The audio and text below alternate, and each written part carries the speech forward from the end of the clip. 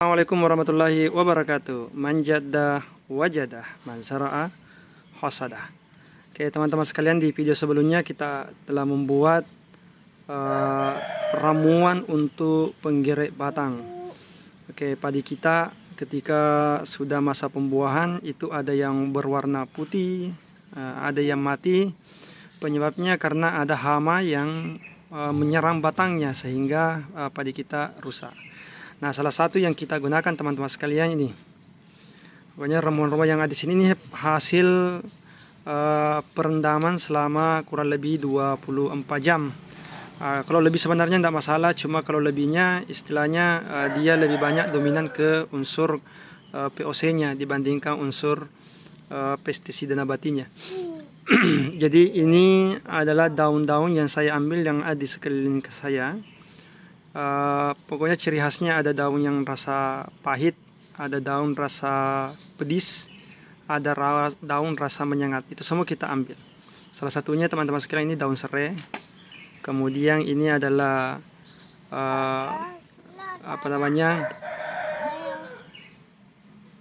kunyit, temulawak, dan jahe. Itu semua kita kumpulkan di sini.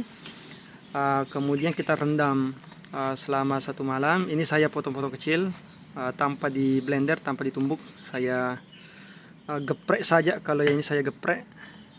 Oke, kayak gini saya geprek. Ada sebagian yang tidak hancur. Kemudian saya rendam teman-teman sekalian. Lebih bagus sebenarnya ditumbuk. Itu kan keluar semua.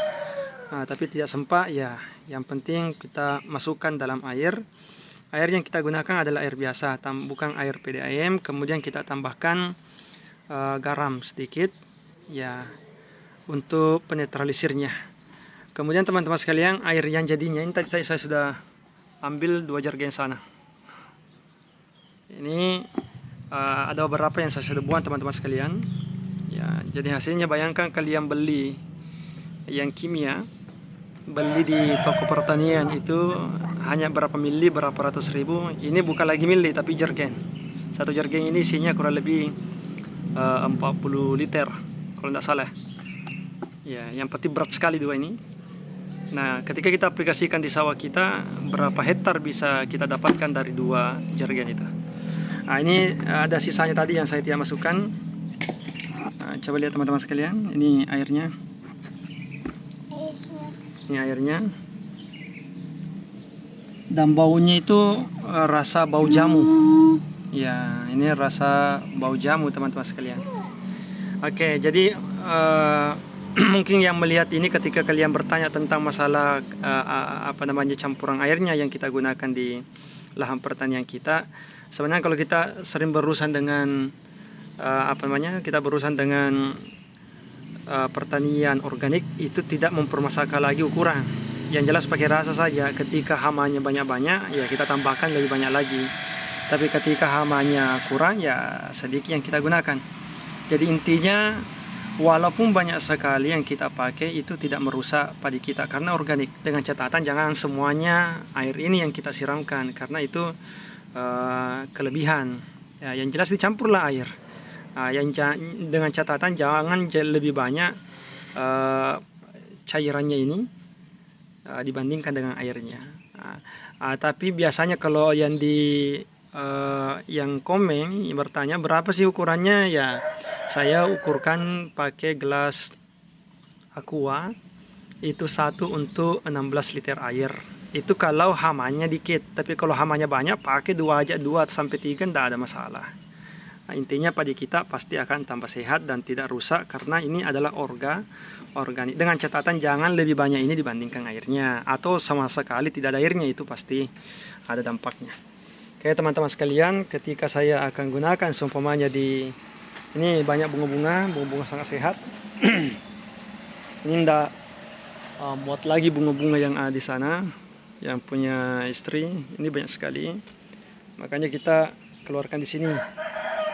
Ya, ketika saya mau siramkan teman-teman sekalian, biasanya bunga-bunga itu ada hama-hama putihnya. Inilah yang kita gunakan.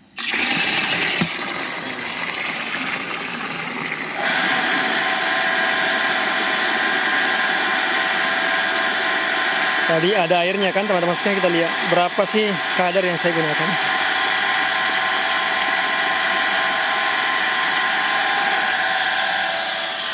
Ini satu tangan saya. Nah, ketika hamanya banyak, ya kurang lebih campurannya seperti ini. Ya, kurang lebih campurannya seperti ini. Kita semprotkan, pastikan bunga-bunga kita bebas dari hama. Ya, kenapa? Karena yang kita gunakan adalah organik.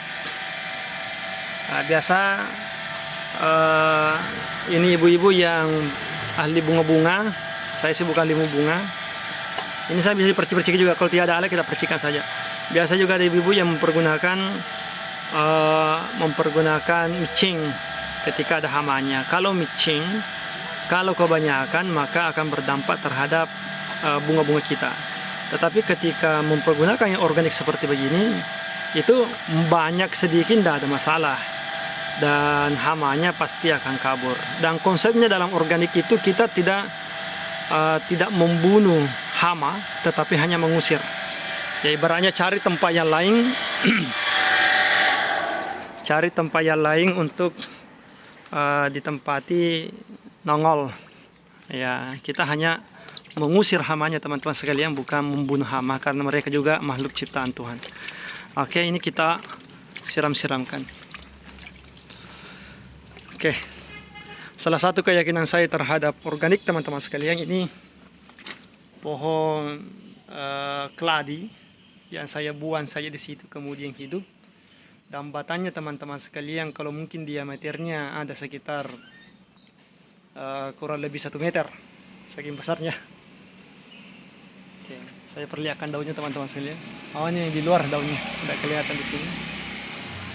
Ini ada yang kecil, ini dia hidup bukan di tempat organik, bukan tumpukan sampah. Sedangkan ini adalah tumpukan sampah organik, sehingga daunnya besar sekali. Kemudian di sini ada ekor naga yang sangat rindang teman-teman sekalian, karena dia hidup di tengah-tengah sampah organik. Coba lihat. Oh, besar sekali. Nah, ini ada tempat tandem air, kemudian dia naik di situ, saya tanam saya sedikit, kemudian naik. Ini batangnya bagaimana besarnya batangnya ini. Sedangkan kalau saya ambil kemarin di pegunungan kecil-kecil batangnya, ini tambah besar lagi. Ya, kenapa? Karena saya memiliki bank sampah organik di sini. Ketika ada sampah-sampah dari dapur, saya buang di sini. Apakah mempengaruhi sumur? Ini sumur teman-teman sampingnya. Ini mesin air kakak. Kemudian ini adalah mesin air saya, dan tidak mempengaruhi baunya.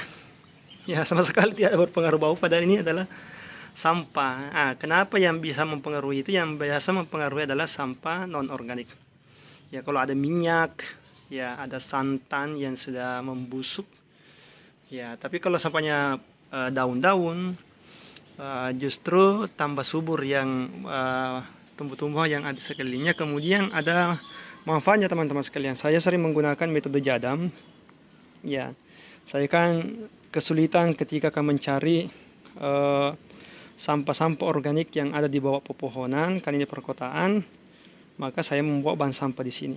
Ya, gunanya ketika saya akan membuat fermentasi dengan metode jadam, tinggal saya mengambil sampah organik dikit di sini, kemudian masukkan di POC yang saya buat. Kemudian kalau lebih-lebihnya teman-teman sekalian, maka semuanya saya buat saya menjadikannya sebagai media tanam. Salah satu media tanam yang saya buat di sini teman-teman sekalian, saya akan perlihatkan.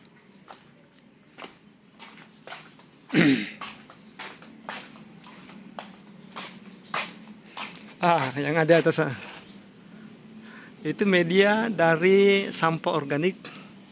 Saya simpan di atas kandang atau di atas kandang mobil ini. Ya, kandang kendaraan yang ada di sini. Ya, saya menyimpannya di atas. Dan ini sebentar lagi akan panen. Kacang hijau sebentar lagi akan panen. Itu sudah menghitam. Itu tidak pernah saya memberikannya pupuk. Cukup saya siram dari bawah.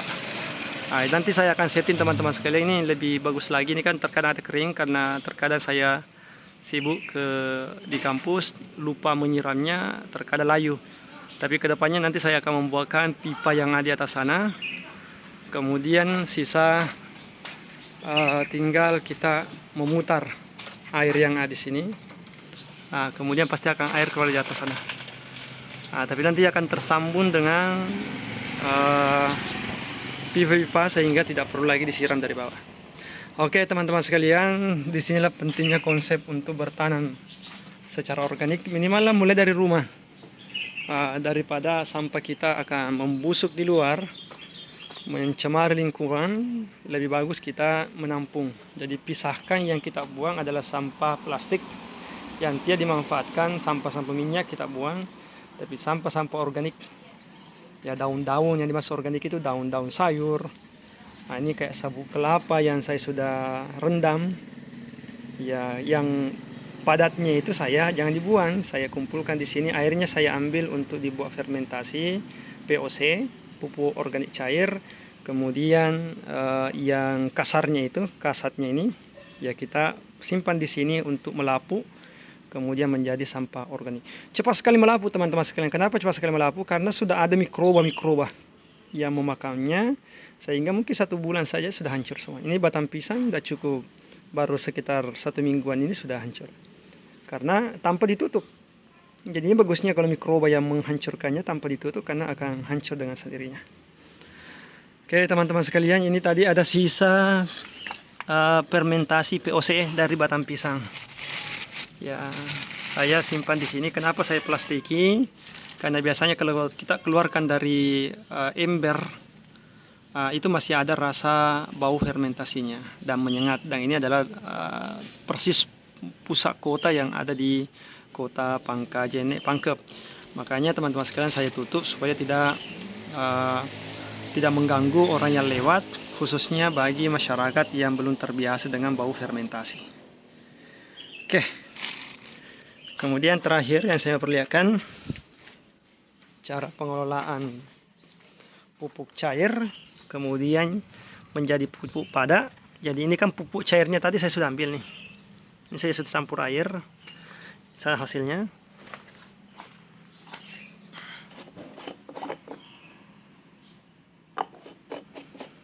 penuh. Ini biar berapa 10 hektar bisa digunakan. Kemudian teman-teman sekalian, ini tempatnya, ini sisanya ini jangan dibuang. Caranya bagaimana? Kita simpan saja di sini. Ya. Kita simpan 1 minggu, 1 bulan yang akan datang ini akan melapuk.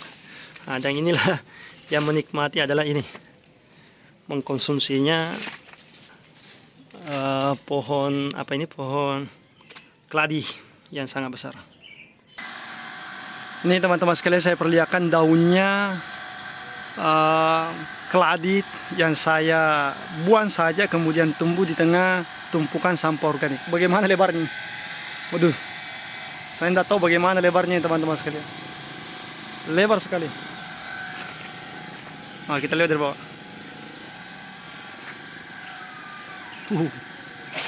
Mungkin sekitar ada 2 meter. 2 meter lebih diameternya satu daunnya. Inilah manfaat dari membuat sampah organik. Assalamualaikum warahmatullahi wabarakatuh.